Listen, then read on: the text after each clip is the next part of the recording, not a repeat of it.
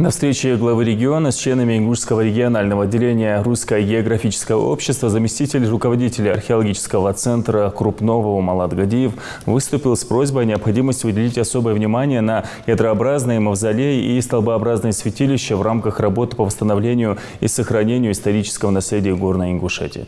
Подобных древних построек немного, около 20, и с каждым из них связаны исторические факты и народные предания. В большинстве погребальных сооружений похоронены воины, наездники, отличившиеся в военных баталиях. Глава республики инициативу поддержал, заметив, что вместе с этим необходимо возрождать и забытые имена героев и выдающихся исторических личностей. Я хотел бы особо обратить внимание на то, что они в сопредельных регионах не находят точных аналогий, поэтому эти объекты